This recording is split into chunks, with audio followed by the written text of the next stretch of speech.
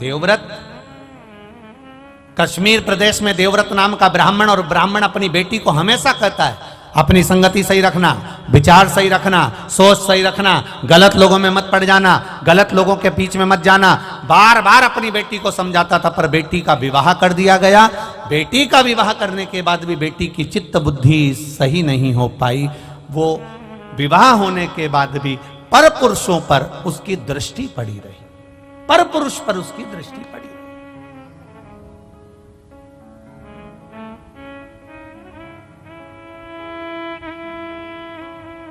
महाराज,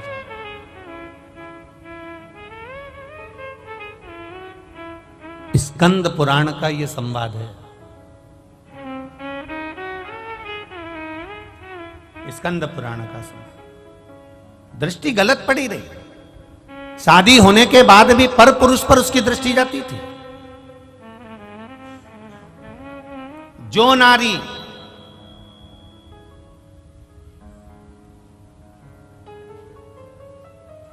विवाह के पश्चात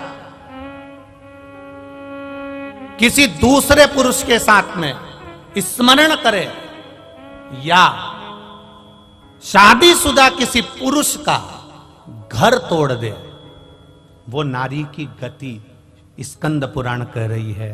ये स्त्री, ये नारी, ये कन्या जिसका विवाह कर दिया गया और सोच नहीं सुधर पाई, वो नारी प्राण त्यागने के बाद में एक कुतिया का जन्म पाई। अब कुतिया तो बन गई, पर कुतिया का जन्म कैसा मिला? एक पांव उसका विकलांग था, कान टूटे हुए थे, आंखों से एक आंख फूटी हुई थी, और शरीर पूरा खुजली के कारण उसके पूरे शरीर के उस जो श्वान की योनि मिली है, कुत्ता की योनि मिली है, उसके शरीर के पूरे बाल, पूरी खाल जगह जगह से निकली हुई थी। सारी दुनिया उस कुत्ते को देख रही है, उस श्वान को देख रही है, उस कुतिया को देख रही है। सारी दुनिया उसको देखकर कहती है बेचारा कैसा है। बताओ, आपके भी मोहल्ले में कोई कोई कुत्ता ऐसा होता होगा तो आप पे दया आती कि नहीं आती? अरे मुंह से तो बोलो, आती है ना दया। कैसा भयंकर है, बेचारे को कितना कष्ट है, बेचारे को कितना दुख है। बताओ, उसको ये रोग हो गया, उसका एक पांव टूट गया, उसके बताओ दिख भी नहीं रहा, उसको तो बेकार में पड़ा हुआ है बेचारा। अब वो कुतिया की योनि पा गई, और कुतिया की योनि पाने के बाद शरीर में उसके रोग हो गया। एक दिन देवव्रत के मन में ये बात उत्पन्न हो गई कि मेरी बेटी का हुआ क्या, मेरी बेटी जो मर चुकी है वो गई कहां। एक दिन देवव्रत भगवान देवाधिदेव महादेव के मंदिर में बैठ गया, अखंड जाप करने के लिए बैठ गया। उठता ही नहीं है, उठता ही नहीं।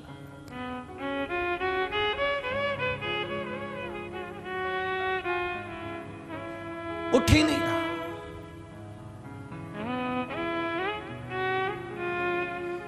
किसी किसी के पूर्व का पुण्य होता है तो मनुष्य के जन्म में भी उससे भजन होता है।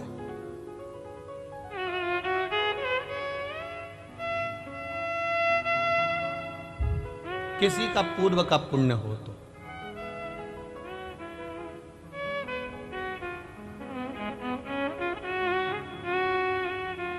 जिस समय पर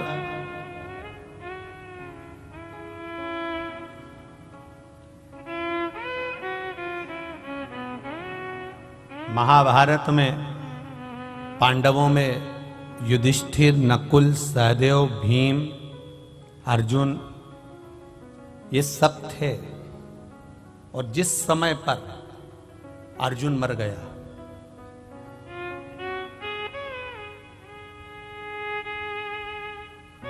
अर्जुन मर गया, जिसने महाभारत सुनी होगी उसके स्मरण में होगा। अर्जुन मरा, अर्जुन के प्राण छूटे किस समय?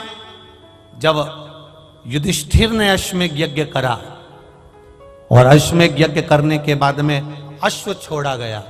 अश्व छोड़ा गया, वो अश्व घूमते घूमते घूमते घूमते जा रहा था। अर्जुन उस अश्व के पीछे भेजे गए, और अश्व के पीछे अर्जुन को भेजा गया कि ये अश्व जहां जा रहा है इस अश्व को तुम्हें देखना है, इस अश्व को छुड़ाना है। अर्जुन जहां जाते मां दिग्विजय कर कर आते, वहां से विजय प्राप्त कर कर आते। वो अश्व जाते जाते जाते जाते जाते जाते आगे एक नगर में प्रवेश कर गया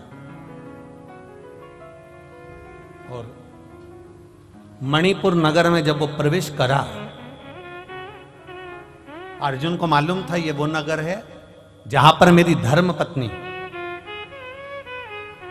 देखिए अर्जुन की एक पत्नी है द्रौपदी, एक धर्म पत्नी है उनकी सुभद्रा, एक नागों की कन्या उलूपी और एक चित्रंगदा। अर्जुन को यह स्मरण में था कि यहां पर मेरा बेटा चित्रंगदा मेरी पत्नी रहती है और उसका बेटा भी यहीं रहता है बुर्बुरभान। पर अर्जुन उस अश्व को लेकर अंदर प्रवेश कर गया और जब अर्जुन अंदर प्रवेश करा तो अर्जुन के बेटे को मालूम पड़ा कि मेरे पिताजी आए हैं और मेरे पिता आए हैं, तो सम्मान करने के लिए अर्जुन के पिता का सम्मान, अर्जुन का सम्मान करने के लिए बेटा उनके लिए सामान लेकर गया। तो अर्जुन को क्रोध आ गया, अर्जुन को क्रोध आया कि मैं अश्व लेकर आया हूं, एक वीर योद्धा बनकर आया हूं और तू मुझसे संबंध निभा रहा है।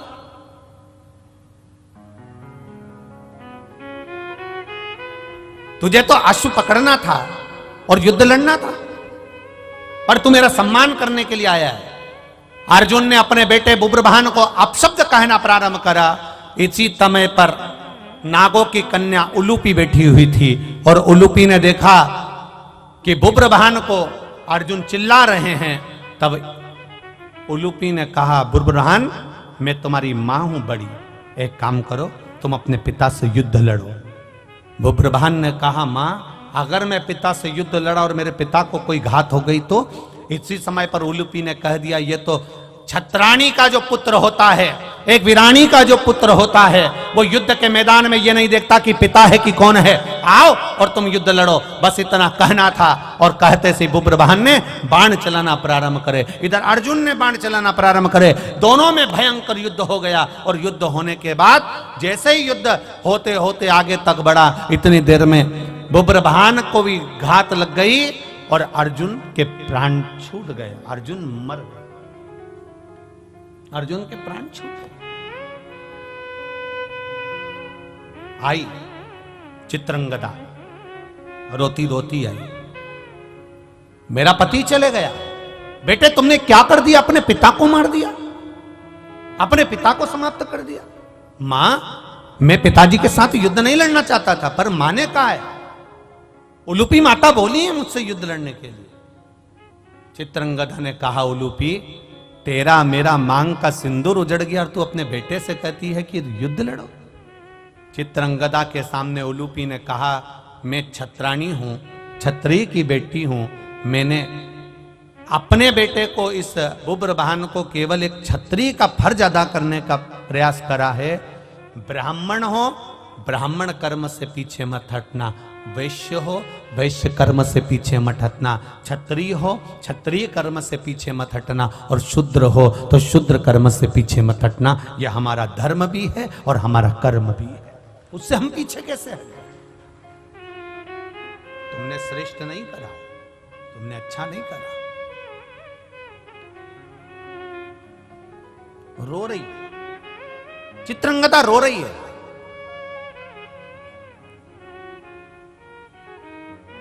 आंखों में जल भरा है, ये अर्जुन मर गए, अब जीवित कैसे होगा? उलूपी ने कहा, मैं नागों की कन्या हूं, मैं जानती हूं अर्जुन को जीवित कैसे करना, क्या कर सकती हो?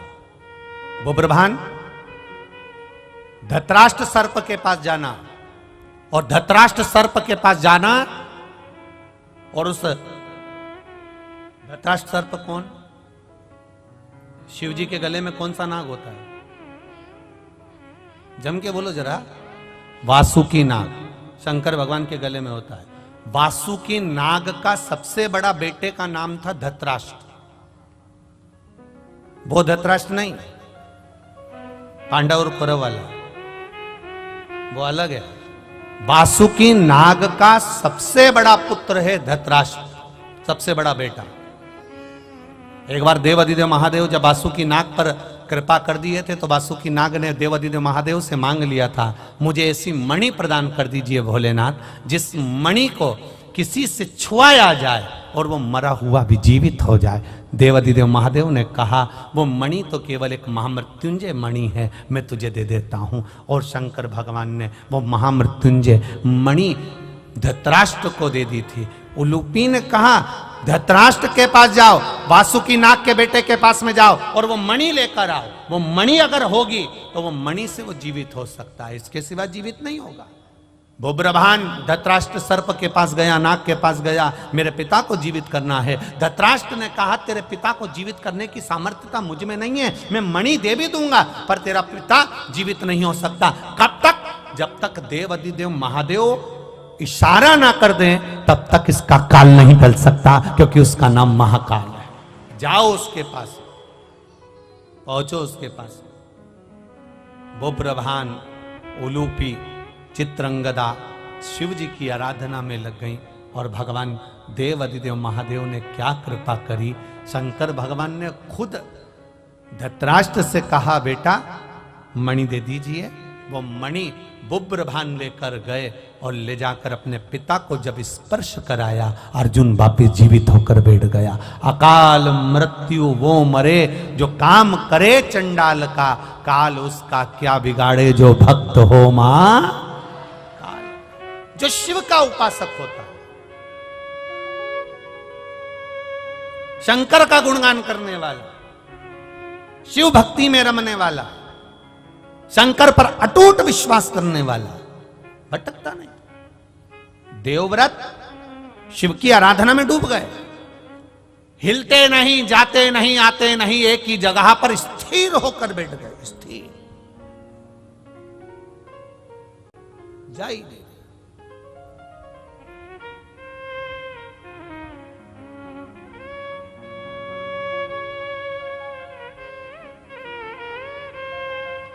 जब कोई नारी या कोई पुरुष व्रत करता है, उपास करता है, वो किसी भी देवता का उपास करे, शनिवार का करे, मंगलवार का करे, बुधवार का करे, गुरुवार का करे, रविवार का करे, तीज का करे, चतुर्थी का करे, अष्टमी का करे, एकादशी का करे, प्रदोष करे, द्वादशी करे, पंचमी करे, तीज करे, छठ करे, नवरात्रे करे, चतुर्थी करे, कोई पुरुष या स्त्री या बच्चा कोई भी व्रत करता है, जिस दिन वो व्रत रखता है उस दिन उसके शरीर में कौन सी देवी का अंश आकर विराजमान हो जाता है जिससे वो व्रत सफल कर पाता। बोलो रे भाई, कौन सी देवी का अंश आ जाता है जिससे उसका व्रत, किसी भी व्रत को करे, वो एकादशी करे, द्वादशी करे, प्रदोष करे, सोमवार करे, मंगलवार करे, बुधवार करे, नवरात्रे करे, तीज करे, चतुर्थी करे, छठ करे, प्रदोष करे, दिवाली करे, दशहरा करे, जो व्रत उसको करना है करे, मंगलवार करे, वो कौन सी देवी एक ऐसी होती है, भगवान शंकर की वो कौन सी एक माता, एक देवी ऐसी है जो व्रत करने वाले की तप साधना में साथ देती है और उसकी तप साधना को बढ़ाने का काम करती है। वो केवल एक देवी है, शाकंभरी माता। कौन सी माता है? माता शाकंभरी, केवल एक है जो व्रत साधना तप आराधना करने वाले के साथ हमेशा साथ देने के लिए उसके हृदय में विराजमान होती है, उसके चित्त वृत्ति में बैठी रहती है। भजन का बल शाकंभरी तप साधन। कितना सुंदर कहा है, जो व्रत करता है ना, हम तो यहां तक कहते हैं कि अगर कोई कथा सुनने बैठा हुआ है, कथा सुन रहा है, आपको जाना है, आपका शरीर का जरा सा अंश भी चलते समय दूसरे के शरीर को नहीं लगना चाहिए। शिव महापुराण में वर्णन आया है पितरों की 3 कन्याओं का, मेना, धन्या, कला। इन तीनों का वर्णन आया है। पितृलोक में ये तीनों आराम से रह रही थी और सनकादि ऋषि बैठकर तप कर रहे थे, कथा की चर्चा कर रहे थे, सत्संग कर रहे थे। पहले मेना निकल कर गई, फिर धन्या निकल कर गई, फिर कला निकल कर गई, एक के पीछे एक तीनों निकल कर गई। तीनों निकल कर गई, इनका शरीर का लहंगा संत सनकादि ऋषि के जंघा पर पड़ गया। क्रोध आ गया, ऐ मेना धन्या कला, मैं तुम्हें श्राप देता हूं कि तुम तीनों मृत्यु लोक में एक साधारण सी स्त्री बनोगी।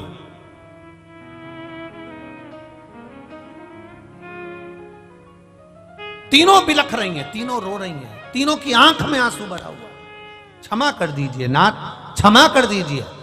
सनकादि ऋषियों ने कहा, जब कोई कथा सुनने के लिए बैठता है, सत्संग करने के लिए बैठता है, सदगुरु की शरणागति में बैठता है, मंदिर देवालय में बैठता है, भगवान के भजन में बैठता है, जितनी देर वो भगवान का गुणगान करने बैठता है, उतनी देर तक उसके हृदय में शकंभरी माता का निवास होता है। शकंभरी माता ऐसे अलग से नहीं रहती। जितनी देर वो तप साधना में, भजन में, संकीर्तन में, कीर्तन में, स्मरण में डूबा रहता है, उतनी देर तक शकंभरी उसके अंदर रहती है। जब आपका शरीर जाते जाते उसको लात लगती है, शरीर का अंग लगता है, कोई सामान लगता है, शकंभरी को क्रोध आता है और वो क्रोध उसके मुख से निकलकर तुम्हें श्रापित कर देता है। इसके फल अनुसार तुम्हें तीनों को मृत्यु लोक में जाना पड़ेगा।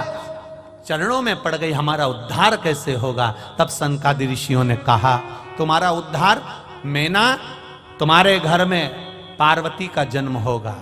धन्या, तुम सुनैना बनोगी, तुम्हारी गोद में माता सीता खेलेगी।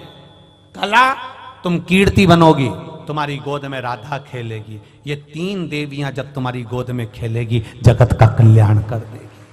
वो जगत का कल्याण करेगी तो तुम्हारा कल्याण अपने आप हो जाएगा, अपने आप।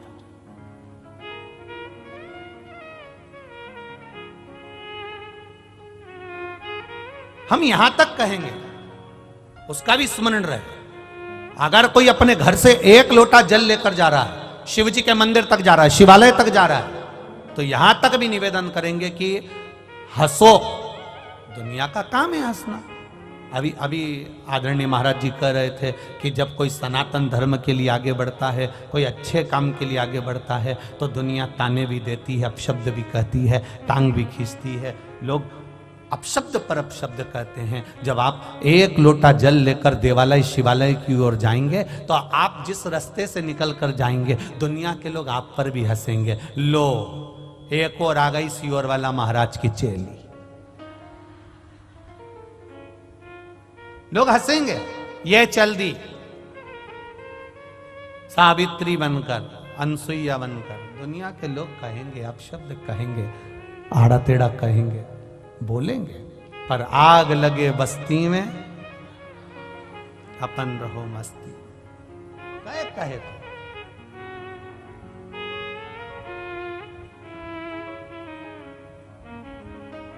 कहे, कहने वाला कहता रहेगा। जिस समय पूजन का कोई साहित्य, पूजन का कोई सामान, पूजन की कोई सामग्री हमारे हाथ में रहती है और हम पूजन करने जाते हैं और पूजन कर कर वापस आते हैं, उस व्यक्ति को देखकर अगर कोई दूसरा हंसता भी है तो समझ लो वो अपनी जिंदगी को बर्बाद करने की सीढ़ी पर पांव रख दिया। उसने अपनी जिंदगी की बर्बाद होने वाली सीढ़ी पर पांव रख दिया कि अब उसको बर्बाद होना निश्चित है। देवव्रत शिव जी के सामने बैठा है, घोर तप कर रहा है, घोर तप, अखंड तप करने में लगा हुआ। और ऐसा अखंड तप देवव्रत कर रहा है, उसको केवल एक चीज मालूम करना है कि मेरी बेटी, जिसको मैं समझा समझा कर रह गया, वो बेटी की दशा कैसी है। तब देवव्रत ने अखंड तप करा। मेरे देव अधिदेव महादेव खुद नहीं आए, मां अम्बा नहीं आई, जगदम्बा नहीं आई, शिव जी ने अपने नंदी को भेज दिया। नंदीश्वर, जाकर मालूम करो देवव्रत क्या चाहता है, इस देवव्रत को चाहिए क्या, जाओ जरा मालूम करो, जाओ। और महाराज तब साधना का जो बल होता है वो कोई साधारण नहीं होता। दूध में सुगंध गंध नहीं होती। दूध में सुगंध गंध कब आएगी? जब दूध को आप तपाओगे, फिर उसको जमाओगे, जमाकर फिर उसका घी निकालोगे, और घी निकालोगे तब उसमें गंध आना, सुगंध आना प्रारंभ हो जाएगी। दूध में सुगंध नहीं है, पर दूध को तुमने पहले फाड़ा, तपाया, फाड़ा, फिर उसको अग्नि पर तपाया। तपाने के बाद में जब वो धीरे धीरे धीरे धीरे धीरे धीरे घी बना, तब उसमें सुगंध आना प्रारंभ हो गई। उसी तरह मनुष्य में उतना आनंद सुख कैसे प्राप्त हो सकता है, शंकर की भक्ति कैसे प्राप्त हो सकती है? तो कहा दुनिया के लोग अपशब्द कहकर तुम्हें तपाएंगे, अपशब्द कहेंगे, ताने देंगे, गाली देंगे, आड़ा टेढ़ा कहेंगे, फिर भी तुम भगवान शिव के शिवालय में जाती रहना। जब तपते रहोगे, तपते रहोगे, तपते रहोगे, तो एक दिन सुगंधित घी बन जाओगे और आपका जीवन सार्थक हो जाएगा। तपाएंगे लोग, कहेंगे, दुनिया के लोग कहेंगे जो कहना।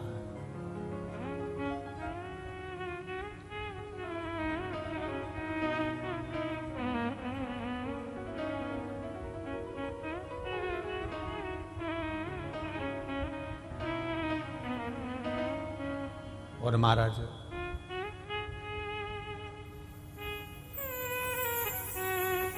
जब हम भगवान की शरणागति में जाकर बैठ जाएंगे, तप लो खूब दिल से।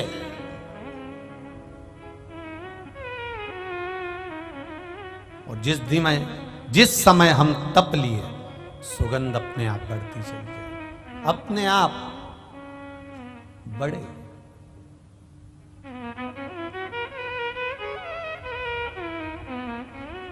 शिव कथा कह रहे हैं,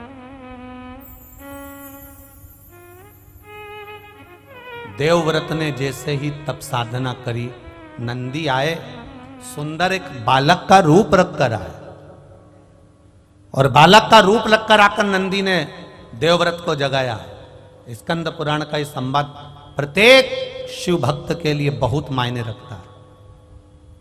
ये संवाद पहले की कथाओं में नहीं निकल पाया, पर कंजरी गांव में संतों के सानिध्य में सीताराम महाराज और ये पावन गुप्त नवरात्रि के अवसर पर यह संवाद निकला है, जो संपूर्ण विश्व के कल्याण के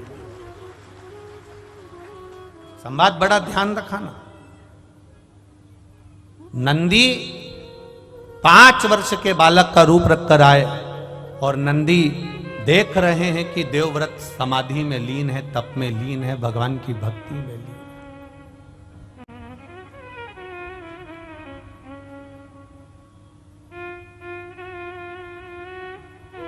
लीन है। नंदी ने जगाया, देवव्रत नहीं जगा। नंदी ने फिर जगाया, देवव्रत नहीं जगा, जगता ही नहीं। बहुत प्रयास करा नंदी ने, उठता ही नहीं। लगा श्री शिवाय नमस्तु, श्री शिवाय नमस्तु, श्री शिवाय नमस्तु। लगा ओम नमः शिवाय, ओम नमः शिवाय, ओम नमः शिवाय। तप में लीन। नंदी ने देखा कि यह जगता नहीं है। मंदिर में जो घड़ियाल था, उस घंटाल को नंदी ने बजाना प्रारंभ करा। देवव्रत नहीं उठता, उठा ही नहीं।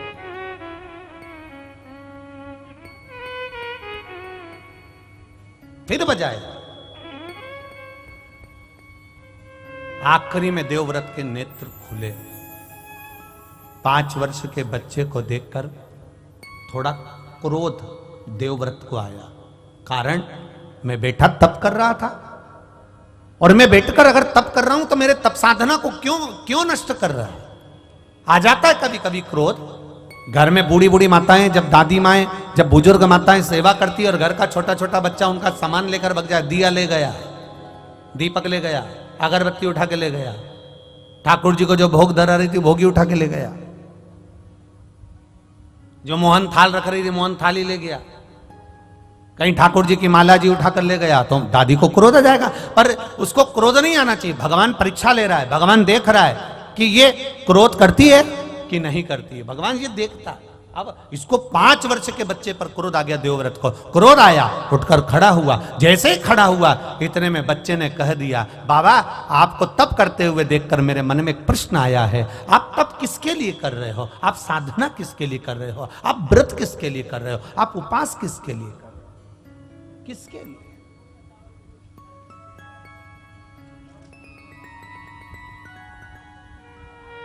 देवव्रत ने कहा, बस मेरी एक इच्छा है। क्या इच्छा है आपकी? बस एक इच्छा, मेरी बेटी जो प्राण छोड़कर चली गई है उसको मुझे देखना है। वो है कहां? उसकी दशा क्या है?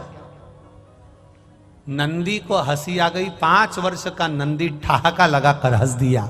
हंसा तो देवव्रत को और क्रोध आ गया। ए बालक, मेरे शब्द को सुनकर तू हंस रहा है? नंदी ने हंसते हुए कहा, बाबा जो कर्म कर कर मरा है उसको अगर देखोगे तो आप भी रो पड़ोगे, इसलिए जो हो गया उसको आप मत देखिए, मत देखो। जो पूर्व में कर कर आए हो उसे अब देख कर करोगे क्या? कई लोग कहते हैं हमने किसी का बुरा नहीं करा गुरुजी, हमने कभी किसी का बुरा नहीं करा गुरुजी, फिर भी लोग हमारा बुरा क्यों करते हैं? हम कहते हैं जी जी, इस जन्म में तुमने किसी का बुरा नहीं करा, पर अगला जन्म किसने देखा कि तुमने किसका बुरा करा होगा? जिसका करा होगा वो आज तुमको त्राड़ दे रहा है, आज तुमको कष्ट दे रहा है। जिसने पूर्व समय में गौ माता को एक रोटी दी, प्रेम से उसको सहलाया, वो गौ माता तुम्हारे घर में गौ माता बनकर आ गई, वो तुम्हारे यहां सेवा कर रही। और जिसने गौ माता को देखकर एक रोटी देने के बाद में हट हट,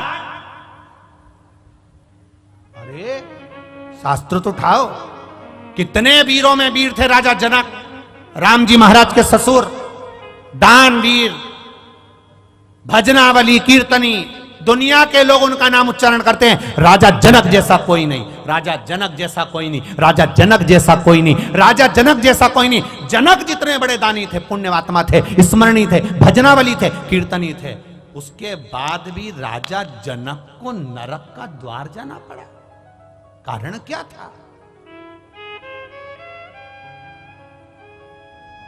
उसके बाद भी राजा जनक नरक के द्वार पर, केवल एक कारण से राजा जनक भी नहीं समझ पाए कि मुझे और नरक, इतना मैंने पाप कुछ नहीं करा, मैं तो राम जी का ससुर हूं, मैंने जानकी को पाला है, जानकी मेरे पास में रही है, मैंने सब यज्ञ करा है। और शास्त्र कहता है, श्रीमद् भागवत कहती है, देवी भागवत कहती है कि वेद व्यास जी महाराज के यहाँ सुखदेव जी महाराज का प्रागट्य हुआ। सुखदेव जी महाराज शादी करने को तैयार नहीं हुए, तब वेद व्यास जी ने कहा किसी गुरु की शरणागति जाओ, तो वो राजा जनक की शरणागति में गए थे। और राजा जनक जी के दरवाजे पर जाकर सुखदेव जी महाराज खड़े रहे थे। और सुखदेव जी महाराज के कोई गुरु हैं तो वो जनक जी महाराज हैं। जब सुखदेव जी के गुरु जनक जी हैं, राम जी के ससुर जनक जी हैं, माता जानकी के पिता जनक जी हैं, तो फिर इनको नरक क्यों जाना पड़ा? केवल एक जरा सा काम था, एक छोटा सा काम, छोटा सा काम। जनक जी का रथ जा रहा था। अब समझना जरा, लोग कहते ना हमने किसी का बुरा नहीं करा, तो हम कौन? ऐसा क्यों हो रहा है? हमें तकलीफ क्यों आ रही है? हमें दुख क्यों आ रहा है? हमें कष्ट क्यों आ रहा है? हमें बीमारी क्यों आ रही है? ना तो मैं सुपारी खाऊं, ना मैं कभी गलत चीज खाऊं, उसके बाद में मुझे रोग क्यों आ रहा है? तकलीफ क्यों आ रही है? पूर्व का राजा जनक जी महाराज का रथ जा रहा था। जाते जाते रथ बीच में जब पहुंचा, सामने गाय खड़ी थी। गाय खड़ी और इतने में जनक जी ने कहा, एक काम करो कि गाय को थोड़ा सा हटाने का प्रयास करो। रथ के बीच में गाय खड़ी है, गाय हट नहीं रही। जनक जी नीचे उतरे और गौ माता के आगे हाथ जोड़े, आप हट जाओ। नहीं हटी। इसके बाद राजा जनक ने गाय को धक्का देकर बस थोड़ा सा साइड में करा था, बस एक अंश की गलती कर दी थी कि गाय को एक हाथ से धकेल कर पीछे की ओर हटाया था और गाय के पीछे से जनक जी महाराज निकल कर चले गए थे। तो चित्रगुप्त महाराज और धर्मराज ने कह दिया, कौन आया है? राजा जनक बड़े पुण्यात्मा हैं, बड़े धर्मात्मा हैं, पर इन्होंने गाय को जाना था उधर, रास्ता चेंज कर दिया था इधर का, इसलिए इनका भी स्वर्ग का रास्ता चेंज कर दिया जाना था स्वर्ग, घूमते हुए लेकर जाए। ले जाओ, रास्ता चेंज करो, बदलो रास्ता। जनक जी महाराज जब रास्ता बदला गया स्वर्ग जाने का, नरक से होते हुए जा रहे थे। नरक में पड़े हुए जीव सब चिल्ला रहे थे। जनक जी महाराज थोड़ी देर वहां खड़े हो गए। सारे जीवों ने चिल्लाना चालू कर दिया, महाराज रुक जाओ, महाराज रुक जाओ, महाराज रुक जाओ। आवाज लगा रहे जनक जी महाराज रुक जाओ। जनक जी महाराज ने पूछा, ये कौन चिल्ला रहा है? ये आवाज किसकी आ रही है? ये कौन चिल्ला रहा है? ये किसकी आवाज है? सब ने कहा, ये जो नरक में पड़े हुए हैं ना, ये चिल्ला रहे हैं। ये क्यों चिल्ला रहे हैं? कारण क्या है? जनक जी, आपने इतना दान पुण्य करा है, इतना अच्छा काम करा है कि आप पुण्य आत्मा हो, आप वैकुंठ जा रहे हो, पर आप नरक के रास्ते से जा रहे हो। आपके शरीर से छूकर जो ये हवा चल रही है, ये हवा इनके पापियों के शरीर पे लग रही है, पापियों के शरीर पे लग रही है। तो इनको जो कष्ट हो रहा था वो मल्लम का काम कर रही है, अब इनको कष्ट नहीं हो रहा। इसलिए ये चाहते हैं कि आप कुछ कृपा कर दो। जनक जी ने कहा, तो एक काम करो ना, इन सबको नरक से मुक्त कर दो, नरक से मुक्त। धर्मराज कहते हैं, ऐसा नहीं हो सकता, ऐसा नहीं हो सकता। तो फिर एक काम करो। जनक जी कहते हैं, मुझे वैकुंठ नहीं जाना, इनके लिए मुझे यहीं खड़ा कर दो। मेरे शरीर से हवा निकल कर जाएगी, वायु पवन निकल कर जाएगी, वो इनके शरीर को लगेगी, और इनको अगर सुख मिल रहा है मेरे शरीर से, तो मैं इनके लिए अपना शरीर भी दे सकता हूं, मैं नरक में रह सकता हूं। हाथ जोड़कर धर्मराज ने कहा, आपको हम नरक में नहीं रख सकते, क्योंकि आप पुण्य आत्मा हो, सत्कर्मी हो, भजनावली हो। हम आपको नरक में कैसे रखें? अगर हम नरक में रखेंगे तो देवता हमें चिल्लाएंगे, हम आपको नरक में नहीं रख सकते। तो जनक जी ने कहा, आप मुझे नरक में नहीं रख सकते और मुझे स्वर्ग में रहना नहीं जब तक इनका उद्धार होता नहीं। तो धर्मराज ने भगवान विष्णु से कहा, आप बताओ क्या करें। भगवान विष्णु ने देवाधिदेव महादेव से कहा, आप बताओ क्या करें। देवाधिदेव महादेव ने कहा, एक काम करो, राजा जनक के लिए सारे पापियों को छोड़ दिया जाए, उनका कल्याण कर दिया जाए। ये जनक तत्व हमें लगता है, हमने कोई पाप नहीं करा, हमने कोई बेकार काम नहीं करा, पर हमारा रास्ता चेंज क्यों हुआ, हमें कष्ट क्यों आ रहा है, हमें दुख क्यों आ रहा है, उसके पीछे हमारा पूर्व का कोई कारण होगा, कोई कारण हो सकता। एक झोली में फूल भरे हैं, एक झोली में कांटे, तेरे बस में कुछ भी नहीं, वो बांटने वाला बांटे। अरे कोई कारण होगा, अरे कोई कारण होगा। धन का बिस्तर मिल जाए पर नींद को तरसे में, धन का बिस्तर मिल जाए पर नींद को तरसे में, कांटों पर भी सोकर आए किसी के मन को चैन, अरे कोई कारण होगा, अरे कोई कारण होगा। किसी किसी के यहाँ डनलप का गद्दा बिछा है, एसी का रूम, वीआईपी रूम, सोते सोते भी एक गिलास केसर का दूध, फिर भी रात को नींद नहीं। और कोई कोई ये यहां से वहां तक देखना, पूरी रोड के बीच में डिवाइडर पर पड़े ऐसे सो रहे, चकाचक, कोई दिक्कत नहीं, कोई रत्ती भर की टेंशन नहीं, सामान भी पड़ा है। और एक अपन वीआईपी गद्दा, वीआईपी भोजन, एसी का रूम, चकाचक, न मच्छर न मक्खी, सब वीआईपी। उसके बाद भी रात भर करवट बदलते रहे, कहीं घुटना, कहीं कमर, कहीं पीठ, कहीं हाथ, रात भर दुखता रहा। और यहाँ धन का बिस्तर मिल जाए पर नींद को तरसे, और कांटों पर भी सोकर आए किसी के मन को चैन, अरे कोई कारण होगा, अरे कोई कारण होगा। सांप भी डस ले तो मिल जाए किसी को जीवन दान। किसी किसी को सांप भी डस लेता है तो बच जाते हैं, और कोई कोई एक ठोकर लगती है, बाथरूम में नहाने गई थी, फिसल गई और मर गई। सांप भी डस ले तो मिल जाए किसी को जीवन दान, और एक चींटी के कांटे से मिट जाए नामो निशान, अरे कोई कारण होगा, अरे कोई कारण होगा।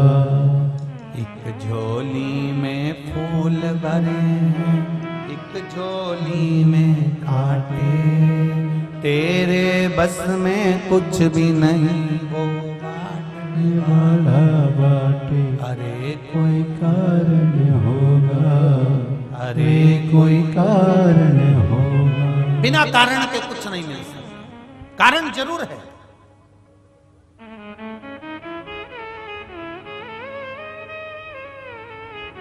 कितने संख्या में आ पाए, 3-3 पंडाल भरे पड़े, हजारों की तादाद में आप लोग आकर विराजमान हुए, और इससे भी ज्यादा लोग कंजरी और हालोल में रहते होंगे। क्या सब कथा में जाके बैठ गए क्या? नहीं। अरे कोई कारण होगा। ये आने का प्लान भी बनाए थे, इनने विचार भी करा होगा कि 26 जनवरी की छुट्टी पड़ेगी, अपन चले। इनने सब प्लान बनाया। इनके प्लान से क्या होता है, पहले महादेव को भी तो प्लान बना दो कि तेरा क्या होगा रे कालिया। यहां बुला लेंगे तो फिर तो सर्टिफिकेट मिल जाएगा। अगर यहां बुला लिया, यहां तक पहुंच गया, तो इसको एक प्रमाण पत्र मिल जाएगा। ये प्रमाण पत्र लेकर ऊपर पहुंच गया तो देख लो, शिव महापुराण की कथा में गया था कंजरी, यमराज, मेरे से तो कुछ बोलना ही मत, डिग्री है। तो भोलेनाथ ने भी सोचा भैया जितनों को डिग्री देना है उतनों को ही बुलाओ, बाकी को डिग्री से दूर रखो, नहीं तो ये आफत कर देंगे ऊपर आकर। वैसे ही गुजरात वालों ने बहुत आफत करके रखी है दिल्ली में बैठकर। अब बोल तो बोल, तो इन्होंने कहा इनको नीचे ही पावागढ़ में इनको पंछीड़ा रे उड़ के जा, पावागढ़ इनको वही गरबा रमने दो।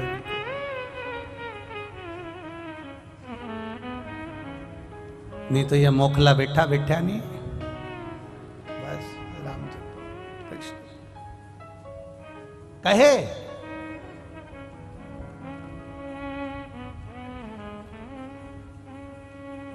देवव्रत से पूछा, बोलो पूर्व का क्या देखना है तुमको? मेरी बेटी का जीवन देखना है मुझे, मेरी ही बेटी। मत देख। देवव्रत रोएगा, तड़फेगा बेटी की दशा देखकर। नहीं, मुझे अपनी बेटी देखना। भगवान शंकर का शिवलिंग पर लगा हुआ चंदन नंदीश्वर ने उठाया, देवव्रत के मस्तक पर लगाया। देवव्रत से कहा, नेत्र बंद कर ले, शिव का स्मरण कर ले, तेरी बेटी तुझे नजर आ जाएगी। जो चंदन लगाया, भस्म धारण कराई, देवव्रत ने देखना चालू करा। देखना चालू करा।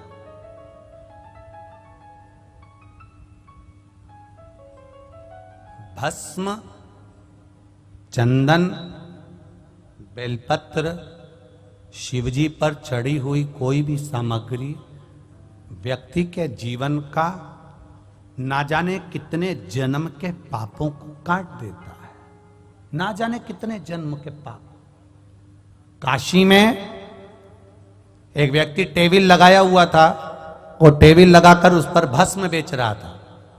भस्म बेच रहा, भस्म कपे की। एक अंग्रेज आ गया। अंग्रेज ने आकर पूछा, क्या है ये? उसने अपनी भाषा में कहा, उसने कहा यह भस्म है लगाने की। अच्छा।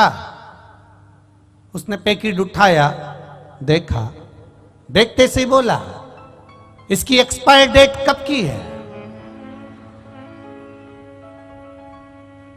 अब वो टेबल पर जो बैठा था, भस्म बेच रहा था, वो अंग्रेज को ऊपर से नीचे तक देख रहा कि भस्म की एक्सपायर डेट पूछ रहा। टेबल पर भस्म बेचने वाले ने कहा कि इसकी एक्सपायर डेट तो नहीं मालूम, पर यह पक्का है कि तू सिर पे लगाता रहेगा तो तेरी एक्सपायर डेट आगे खसकती रहेगी। ये पक्का।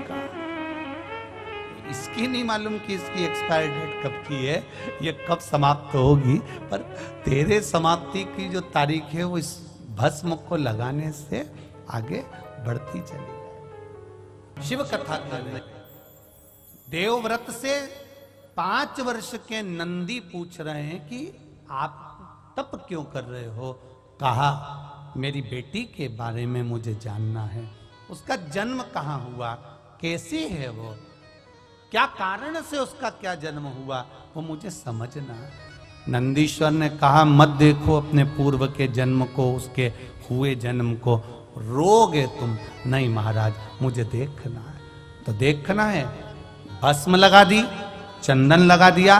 चंदन और भस्म जिसके मस्तक पर लग जाता है, उसको पूर्व का किया गया पाप कर्म भी उसका कट जाता है। और जैसे ही देवव्रत ब्राह्मण का पाप कर्म घटा, उसने अपनी बेटी के जीवन को देखा तो वो एक कुतिया की योनि में, एक श्वान की योनि में, पांव टूटा हुआ है, कान कटा हुआ है, आंख फूटी हुई है, मुख से ज्यादा कुछ खा नहीं सकती, शरीर के पूरे बाल निकल गए। जैसे एक कोई कुत्ते को तुमने देखा होगा, उसका पूरा शरीर बेकार हो जाता है, वो पड़ा हुआ है। देवव्रत रो रहा, रोने लगा देवव्रत, उसकी आंखों से आंसू बहने लगे देवव्रत की। और देवव्रत की आंख से जब आंसू बहने लगे, रोने लगा, नेत्रों से नीर बहने लगा, जल बहने लगा। नंदी करे, क्यों रो रहे हो? देवव्रत कहता है, मेरी बेटी की यह दशा मुझसे नहीं देखी जाती, कुछ कृपा करो। भगवान नंदीश्वर ने कहा, कृपा करने वाला तो केवल एक है, वो देव अधिदेव महादेव है। बड़ा सरल, बड़ा सहज, बड़ा सरल है। एक लोटा जल चढ़ा दो और वो सारी समस्या का हल कर देता है। ऐसा देव अधिदेव महादेव। एक पत्र आया है, बड़ा सुंदर।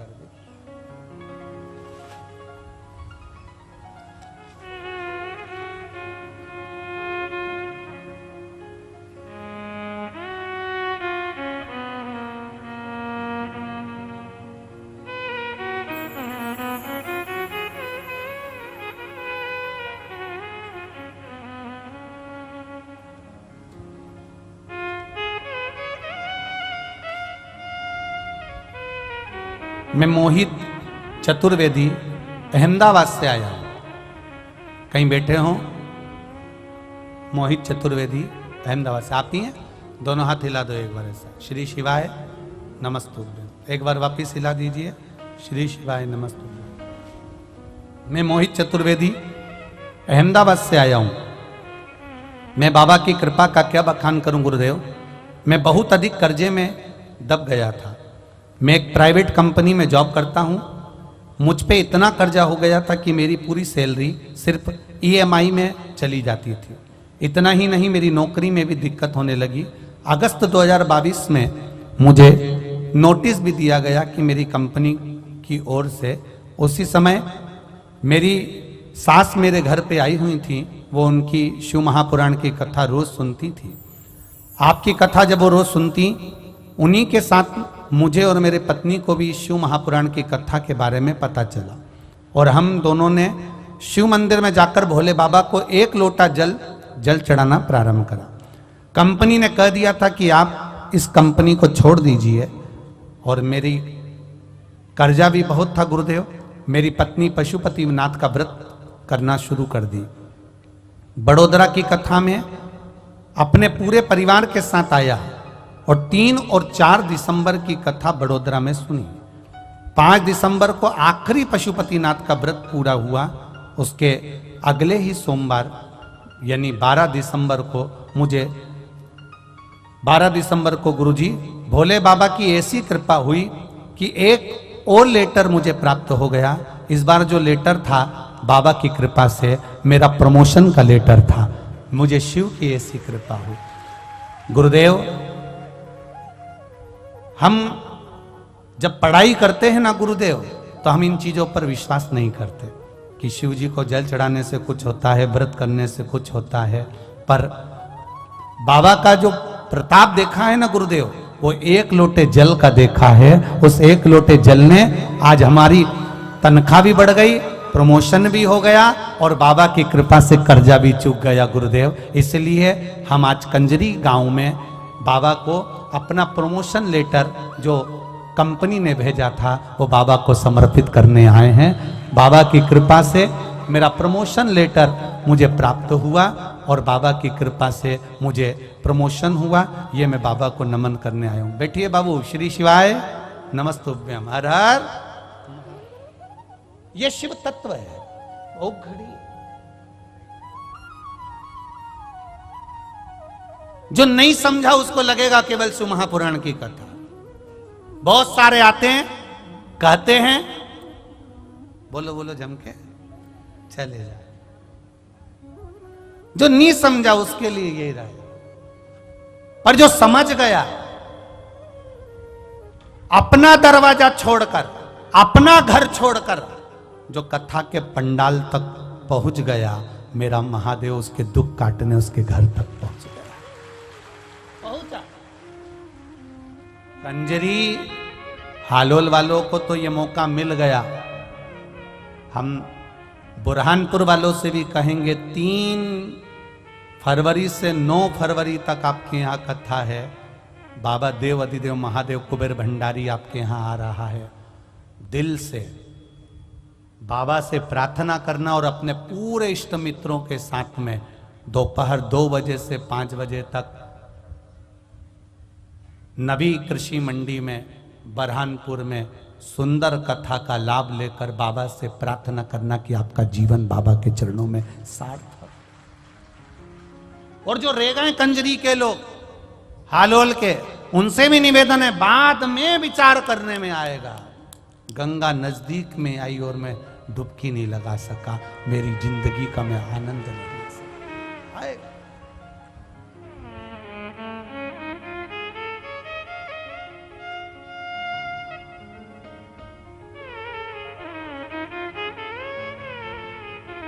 एक हॉस्पिटल होता है, एक एम्बुलेंस होती है। हॉस्पिटल और एम्बुलेंस दोनों में अंतर है। हॉस्पिटल चलकर तुम्हारे पास तक नहीं पहुंचेगा। चलकर कौन पहुंचेगी? एम्बुलेंस। प्राथमिक उपचार करती करती एम्बुलेंस तुम्हें हॉस्पिटल तक ले जाएगी और फिर तुम्हें ठीक कर देगी। ये शिव महापुराण की कथा नहीं है, ये 7 दिन की एम्बुलेंस है जो आकर बैठ गया और परमात्मा के चरणों तक पहुंच गया। हे दुख, जीवन है, मनुष्य का शरीर है, मानव की देह, ये मानव का शरीर मिला है।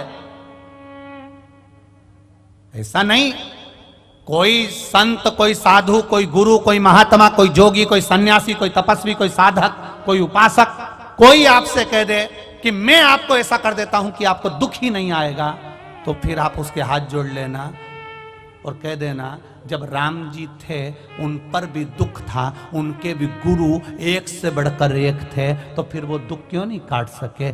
दुख आया है तो झेलना तो पड़ेगा। बस भजन के बल पर वो दुख थोड़ा थोड़ा कटते चले जाता है और हम परमात्मा के होते चले जाते हैं। कोई कहे तुमसे कि दुख नहीं आएगा, कपट नहीं आएगा, तुम्हारे जीवन में तकलीफ नहीं आएगी, कष्ट नहीं आएगा, हो ही नहीं सकता, नहीं हो सकता, बिल्कुल नहीं हो सकता। दुनिया के दुख हरने वाले पर भी दुख आन पड़ा, जग को रोशन करने वाले को आधी रात में आना पड़ा। दुनिया के बंधन काटता वो, उसको भी जेल में आना पड़ा। जो दुनिया के बंधन काटता है वो कारागार में जन्म ले रहा है, साधारणता नहीं है, ये पूर्व के कर्म का भोग। एक चिड़िया को सीता जी ने कैद में रखा, मां जानकी को कैद में रहना पड़ा। राम जी ने छुपकर मारा था बाली को, उस बाली ने छुपकर मारा भगवान कृष्ण के चरणों में मारा। जरा नाम का व्याघ्र बनकर, कर्म का भोग है, भोगना जो पूर्व में किया आज भोगेंगे, आज करेंगे, फिर भोगेंगे, उसको कौन टाल सका? देवव्रत रो रहा है, मेरी बेटी की ये दशा, एक स्वान की योनि, एक कुतिया की योनि, मेरी बेटी की। बिलक पड़ा, रोह पड़ा, कुछ नहीं कर रहा। शंकर भगवान के शिवालय को, शिवलिंग को पकड़ लिया और पकड़कर देवव्रत आंख से आंसू बहाने लगा। कुछ कृपा करो करुणा सागर, करुणा कर दीजिए, दातार कृपा कर दीजिए, मेरी बेटी ऐसी भयंकर योनि में पड़ी हुई है, शरीर पूरा खुजला हो गया है उसका, क्योंकि उसको अभिमान इतना था। पिता देवव्रत अपनी बेटी को समझाता था, गलत दृष्टि मत करना, गलत जगह पर मत जाना। परसों की कथा में कहा था नियत, नीति और नजर, ये 3 गलत जगह पर चली जाती है तो जिंदगी बर्बाद हो जाती है। नियत अगर गलत हो गई तो बर्बाद हो गए, नीति अगर गलत हो गई तो बर्बाद हो गए, और नजर अगर गलत हो गई तो बर्बाद हो गए। नारी पर पुरुष पर अगर अपनी दृष्टि देती है, किसी का शादीशुदा जीवन है और उसके घर में आग लगाकर तू उसमें शामिल होना चाहती है, तो तू अपने अगली जिंदगी का स्मरण कर लेना, ये देवव्रत की कन्या का स्मरण कर लेना कि तेरी जिंदगी क्या होगी, तेरा जीवन क्या होगा। ये देवव्रत की कथा कर रही है। एक इतना बड़ा ब्राह्मण, ऐसा साधु, ऐसा सन्यासी, ऐसा तपस्वी, ऐसा साधक, ऐसा उपासक जो भगवान शिव की भक्ति में लगा है, तो भी इस कन्या को भोगना पड़ रहा है। क्यों? कर्म का भोग है। तेरी शादी हो गई थी, जिस पुरुष के साथ तू रह रही थी उसकी भी शादी हो गई थी, उस नारी को रोना पड़ रहा था, हाथ जोड़कर कहती थी मेरे पति को छोड़ दे, मेरे पति को त्याग दे, पर तू उससे इतनी आसक्ति कर बैठी, इतनी आसक्ति कर बैठी इस शरीर के चक्कर में। अब शरीर का सुख अब भोग ले। पांव टूट गया, आंख फूट गई, कान कट गया और पूरा शरीर खुजेला होकर और पड़ा है एक कोने में। देवव्रत रो रहा है, मेरी बेटी का उद्धार कैसे होगा, मेरी बेटी का उद्धार कैसे होगा। ये केवल स्त्री के लिए नहीं है कथा, पुरुषों के लिए भी है। तुम भी स्मरण करना, किसी के साथ अगर गलत कर्म किया है तो तैयारी रखना, ये अगर स्वान रूप में कुतिया बन सकती है तो तुम भी कुत्ता तो बन ही सकते हो। स्मरण रहे आपको, स्मरण रहे। नियत, फिर बोलो 3 चीजें, नियत, नीति, ये बहुत काम की है, ये नजर बहुत ध्यान रखिए। सबसे ज्यादा लफड़ा यही करती है, सबसे ज्यादा दिक्कत इसी की है।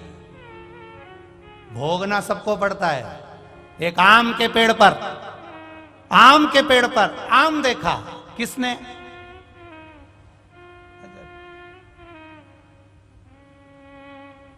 ललचाई कौन?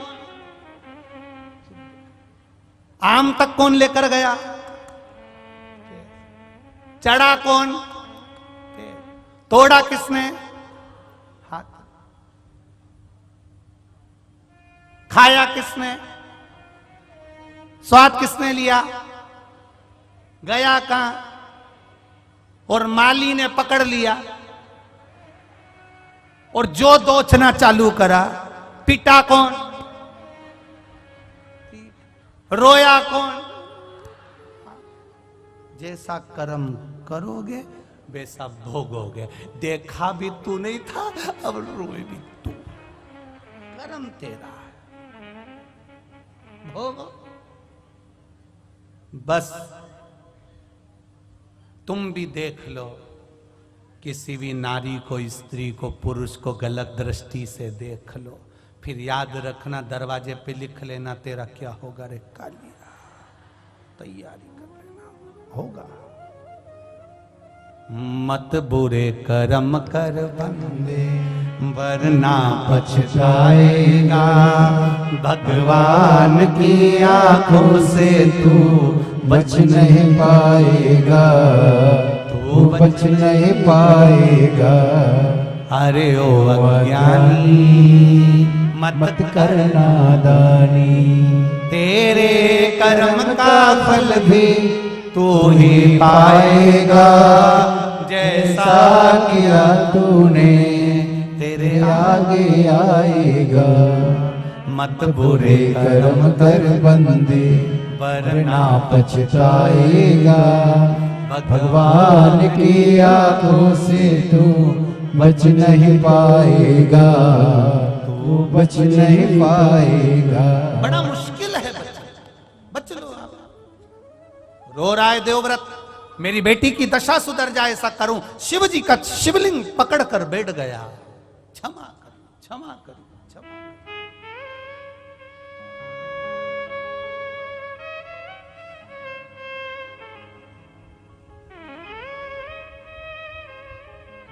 कहा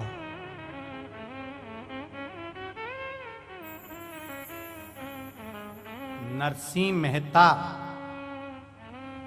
यही गुजरात के जूनागढ़ के, शिव मंदिर में रात भर शंकर भगवान के शिवलिंग को पकड़कर रोए थे, तो उनको सांवरिया का दर्शन हो गया था। यही नरसिंह मेहता जूनागढ़ के सांवरिया के भक्त थे, पर सांवरिया का दर्शन कभी नहीं मिला था। शंकर जी का शिवलिंग पकड़कर रोए तो शंकर भगवान प्रकट हो गए, मांग तुझे क्या चाहिए? सांवरिया का दर्शन चाहिए, चल मेरे साथ। नंदी पे बिठा कर ले गए, नंदी पे। सांवरिया गौलोक धाम में रास कर रहे थे राधा जी के साथ में, ले जाके इनको खड़ा कर दिया। सांवरिया सेठ नाचते नाचते नाचते नाचते जो नरसिंह जी को देखे तो पूछ लिया, यहां तो लोग मरने के बाद आते हैं, तू तो जीते जी आ गया, कौन लाया तुझको यहां? नरसिंह जी बोले, जो लाया है वो बाहर खड़ा है। तो क्या उसको अंदर क्यों नहीं लाया?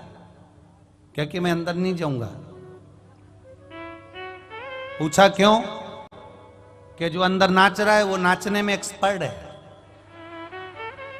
जिसको देख लेता उसको नचाना चालू कर देता। एक बार की बात है, भगवान सांवरिया सेठ ब्रजभूमि में लीला कर रहे थे और मैंने पार्वती जी से कहा था कि मुझे भी रासमंडल में जाना है। पार्वती जी ने खूब मना करा पर मैं नहीं माना। फिर मैंने पार्वती जी जब मेरा श्रृंगार नहीं करी तो मैंने खुद 3-4 ब्यूटी पार्लर बुक कर दिए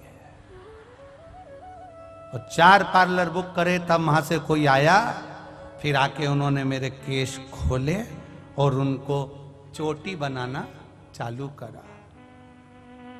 6 महीने तो उनको बाल सुलझाने में लग गए। तब उन्होंने चोटी तैयार करी, फिर मुझे साड़ी पहनाई, मेरा सुंदर श्रृंगार करा।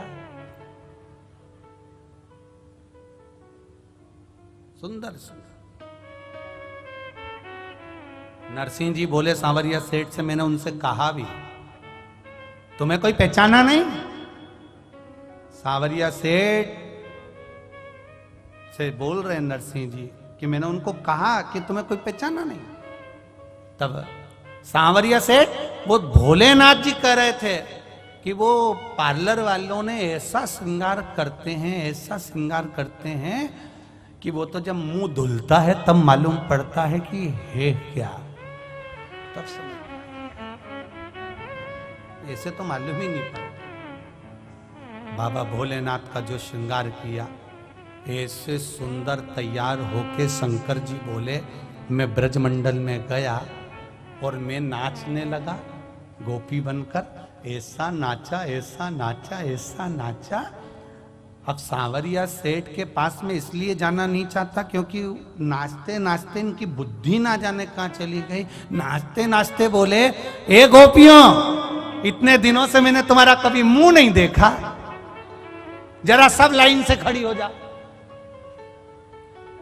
अब मैंने भी मन में सोचा आज ही देखना था। जिस दिन ट्रेन का टिकट नहीं लेते हैं उसी दिन टीसी से मुलाकात होती। ये पक्का है। ऐसे तुम रोज चले जाओ, ट्रेन का टिकट लो, बैठो, उस दिन टीसी नहीं आएगा। पक्का तुम टिकट लेके बैठो, टीसी नहीं आएगा। और जिस दिन तुमने टिकट नहीं लिया,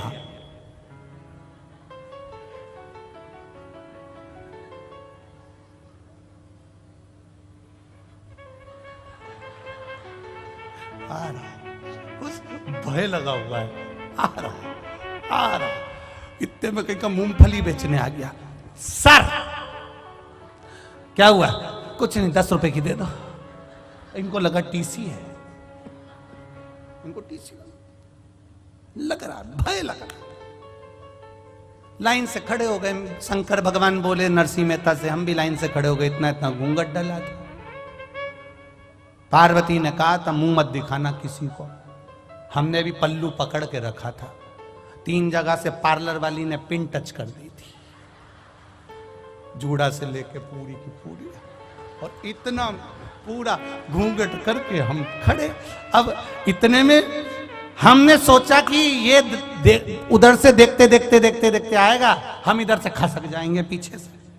कई लोग पीछे इसलिए भी बैठते, कथा में अपना मन नहीं लगे तो अपन धीरे से खसक लो, आगे बैठ जाएंगे तो महाराज के चक्कर में देंगे।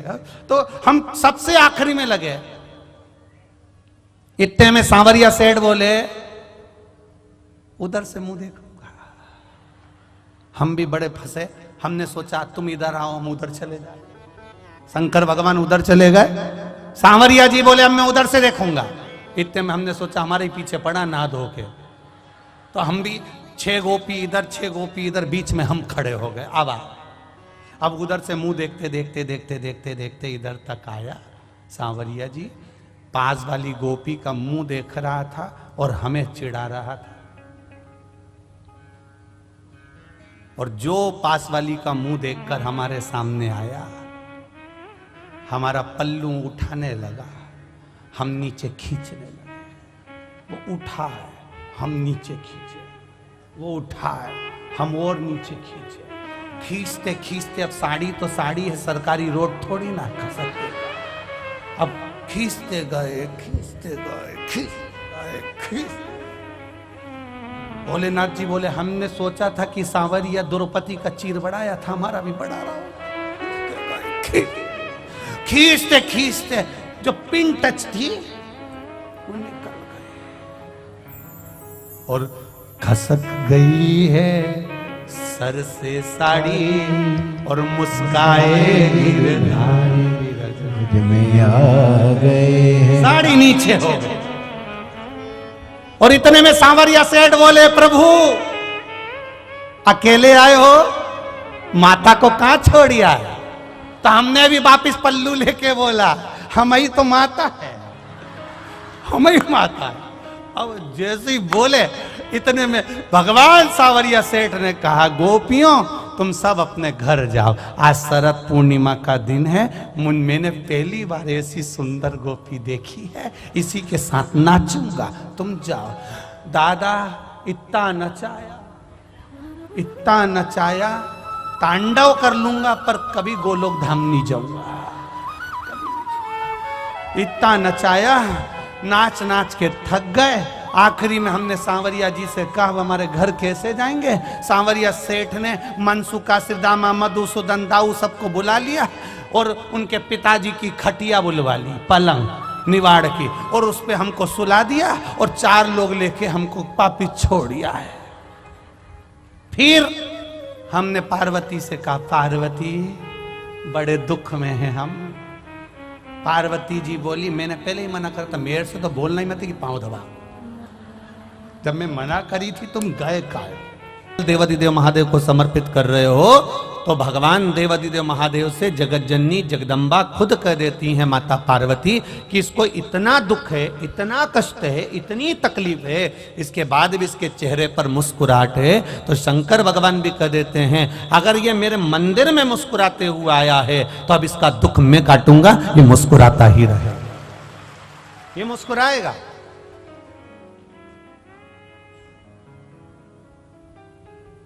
हम उसके भरोसे पर हो जाए, हमारा प्रत्येक क्षण, प्रत्येक पल, प्रत्येक घड़ी, प्रत्येक पल हमारा देवादिदेव महादेव का हो जाए। एक शिव भक्त का शंकर भगवान के मंदिर जाना, शिवजी को 1 लोटा जल चढ़ाना, उस मंदिर से वापिस आना, मंदिर पर गए, आपके चरण में, आपके शरीर में, आपके कपड़ों में मंदिर की रज, शिवालय की रज, शिवालय का कंकर, शिवालय की धूल आपके शरीर में जब लगती है और वो धूल लगे हुए आप जब घर में आते हो, शरीर में कहीं ना कहीं चढ़ाए हुआ जल का छींटा लेकर आप घर में आते हो, या कहीं मंदिर के अंदर थोड़ा बहुत कीचड़ हो रहा है, गीला हो रहा है, उस कीचड़ लगे हुए पांव से, उस गीले पांव से आप अपने घर में आते हो, तो भी हमारे घर में आने से हमारे पवित्र घर का आनंद अपने आप बढ़ जाता है, उसका सुख प्राप्त हो जाता है। कितना सुंदर संवाद एक शिव महापुराण के अंतर्गत। कश्मीर प्रदेश में एक देवव्रत नाम का ब्राह्मण रहता था।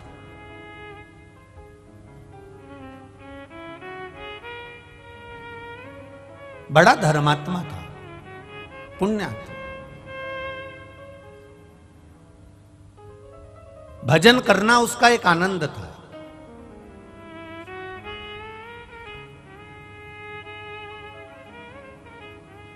भक्ति में लगा रहता, भजन में लगा रहता, राम नाम, कृष्ण नाम, शिव नाम का गुणगान करता रहता। अब एक बात आप लोगों को पहले कही कि यह जरूरी नहीं है कि पिता धर्मात्मा है तो पुत्र भी धर्मात्मा होगा।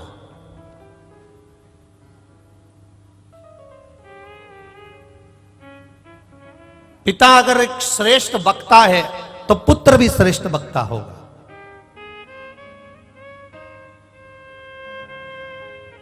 मां अगर धर्मात्मा है तो बेटी भी धर्मात्मा होगी, ये पक्का नहीं है। पिता के भाग्य में अगर सुख लिखा है तो बेटे के भाग्य में भी सुख होगा, ये पक्का नहीं है। पिता के भाग्य में 1000 एकड़ जमीन है, बेटे के भाग्य में 1000 एकड़ है कि नहीं, ये पक्का नहीं है।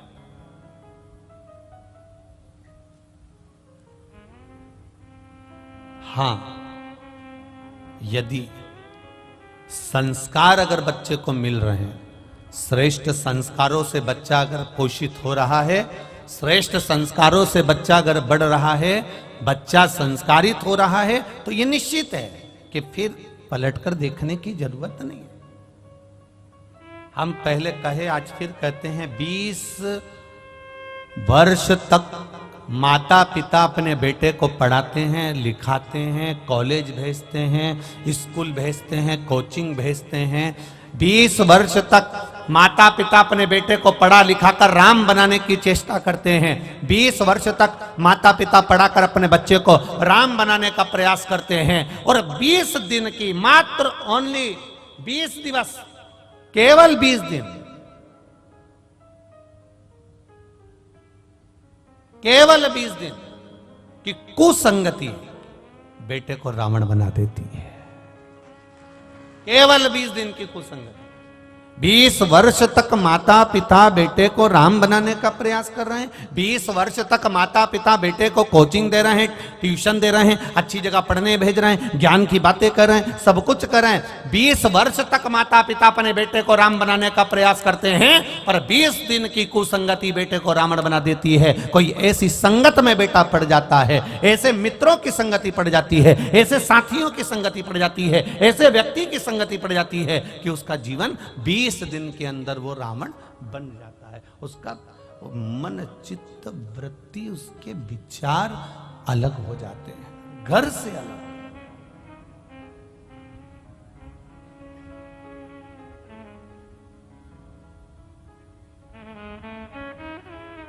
आप अपने बच्चों की आदत डाल दो, शिव जी के मंदिर में जाना है, 1 लोटा जल चढ़ाना।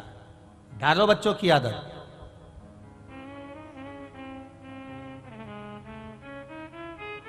जिस घर के बच्चे शंकर भगवान के मंदिर की सीढ़ी चढ़ना सीख जाते हैं, जिस घर के बच्चे शंकर भगवान के मंदिर का द्वार जाना चालू कर देते हैं, उस घर के बुजुर्ग कभी वृद्धाश्रम के द्वार नहीं जाते हैं।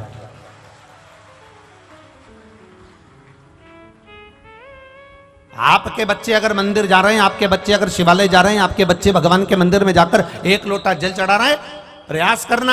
आपके घर का बच्चा अगर शंकर के मंदिर जा रहा है, आपके घर के बेटा बेटी अगर शिवालय जा रहे हैं, 1 लोटा जल चढ़ा रहे हैं, 1 लोटा जल समर्पित कर रहे हैं, तो ये विश्वास मानकर चलना कि आपको वृद्धाश्रम जाने की जरूरत नहीं पड़ेगी। क्योंकि जो शिव की सेवा करना जानता है, वो अपने घर के बुजुर्गों की सेवा करना भी जानता है। उसको आता है कि मेरे घर के बुजुर्ग की सेवा मुझे कैसे करना, उसको ज्ञात है।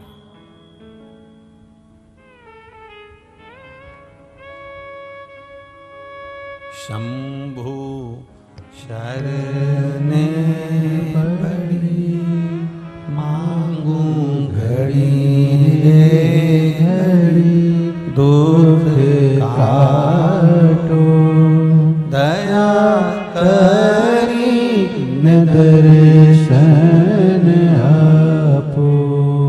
महाराज, जब हमारे घर के बच्चे शिवालय तक जाने लगे, मंदिर तक जाने लगे, शिव की चौखट तक जाने लगे, भगवान के द्वार तक जाने लगे, समझ लेना कि अब आपके बच्चे संस्कारिता का आनंद पा गए। जाएं वो।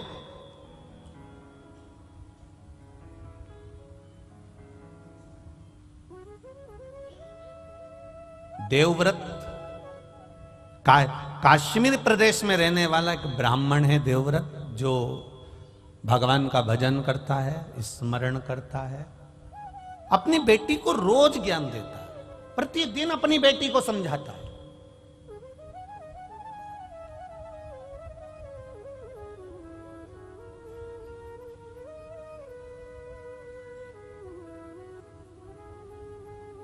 पर संगत बिगड़ गई।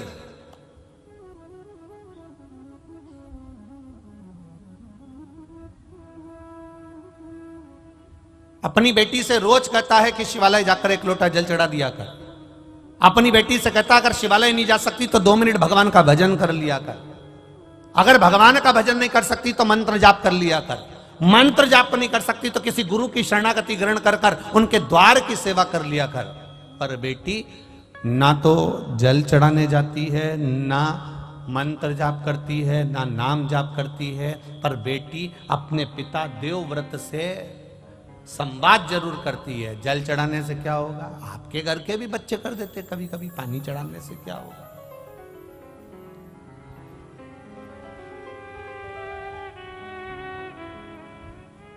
जल चढ़ाने से कौन सा फायदा है?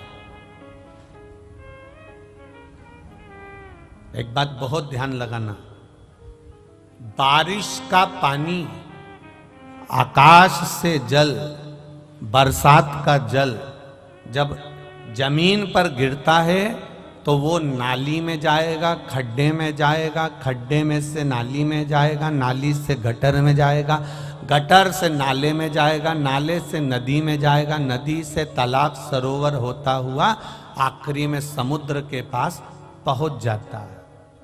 बारिश का जल गिरा तो वो समुद्र तक पहुंच जाता है। आपके नजदीक के मंदिर में जो शिवालय है, उस शिवालय पर अगर 1 लोटा जल गिरा तो वो महादेव तक पहुंच जाता है, वो महादेव तक पहुंच जाएगा। आपने जो जल समर्पित करा, आपने जो जल चढ़ाया, आज बसंत पंचमी है,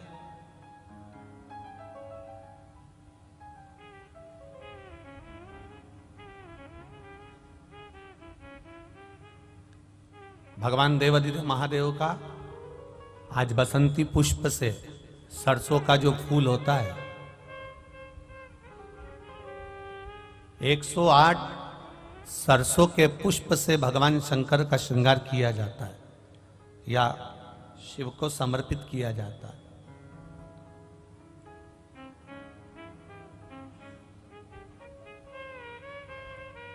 अगर डॉक्टर बोल भी देता है कि ऐसा लग रहा है कि कोई बड़ी बीमारी आने वाली है, शरीर में कोई ऐसा रोग आने वाला है कि ये बहुत बड़ा रहेगा,